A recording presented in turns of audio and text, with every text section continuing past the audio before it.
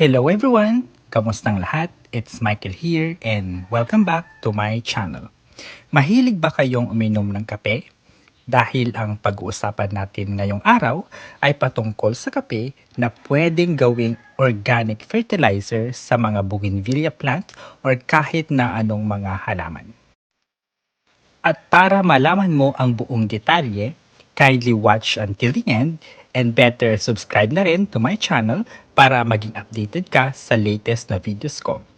And here with me ay yung bougainvillea varieties na model ko, sina SSB Purple and Cherry Blossom Mahara. But before diving to our main topic, yung first na gagawin ko is tinanggal ko muna yung mga old bracts or flowers ng bougainvillea para naman magandang tingnan and at the same time para mag-bloom ulit ng mas mabilis. And I have a video kung paano yung gagawin na pwedeng gawin para mapabulaklak ulit ang bugis after blooming. Reblooming real quick kumbaga. Since coffee ang topic natin ngayon, here with me is yung coffee grounds na nakuha ko lang sa mga coffee shops for free. Take note, for free. In my case, sa Starbucks ko siya nakuha dahil they are giving this for free and may allotted area sila for their coffee grounds. And if you are happen to visit sa Starbucks stores, usually nasa malapit sa mga pinto nila ito nakalagay. As we all know, yung gusto ng bougainvillea ay slightly acidic soil. And to make that happen, you can use coffee ground as an alternative. Anong meron sa coffee grounds?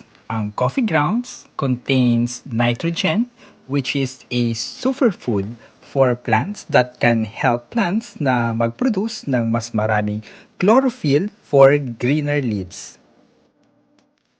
And aside sa nitrogen, it also contains minerals like potassium and magnesium that helps grow strong and bloom.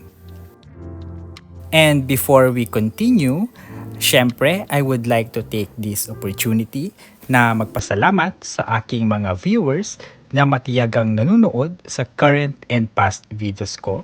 Maraming salamat po. At lalong-lalo na sa mga subscribers ko na patuloy na sumusuporta sa aking channel. Thank you so much. And if you are happen to be new at hindi pa nakasubscribe sa aking channel, paki-click ng subscribe button para maging update ka sa latest at sa mga susunod na videos ko about bugis. Going back, while coffee grounds is good as organic fertilizers, however, there are some precautions that needs to be considered then. And this is very important, guys, so listen carefully. First of all, the amount of coffee grounds na ilalagay natin sa ating mga bougainvillea or halaman ay at a minimum lang. Huwag yung sobrang dami dahil baka maging over-acidic na yung soil natin. And over-acidity in soil is not good din sa ating bougainvillea and could harm our bougainvillea din. Another item to look out is that it is best na yung coffee grounds ay dried na, but in my case, medyo moist pa siya, kaya ang ginawa ko ay naghalo ako or nagdagdag ako ng soil to absorb yung extra moisture from the coffee grounds. And to prevent na din na hindi sobra yung coffee grounds na ilalagay natin. So, balance pa rin siya. And you can directly put naman the coffee grounds sa soil ng plants but not directly dumping sa pinaka-stem ng bugis natin or sa mga halaman natin. This is to avoid na magkaroon ng problems later on.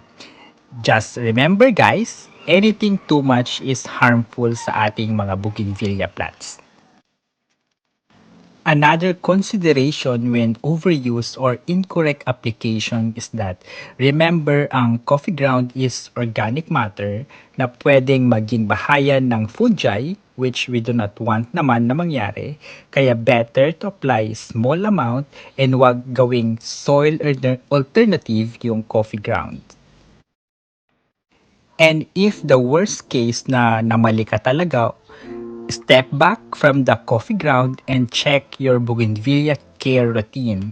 Kasi there are so many alternatives then for organic fertilizers like compost and vermicast, which I already shared this with you sa past videos ko. If you want to know about that, you can watch that out too. To sum up yung ating coffee grounds as an organic fertilizer, always remember to not overuse and over-apply. Too much is harmful kaya dapat balance lang.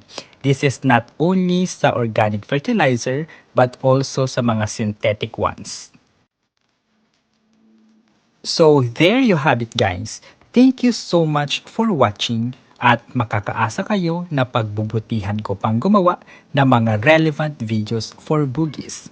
Kaya don't forget to subscribe, stay safe and healthy, and we'll see you in my next videos. Bye-bye!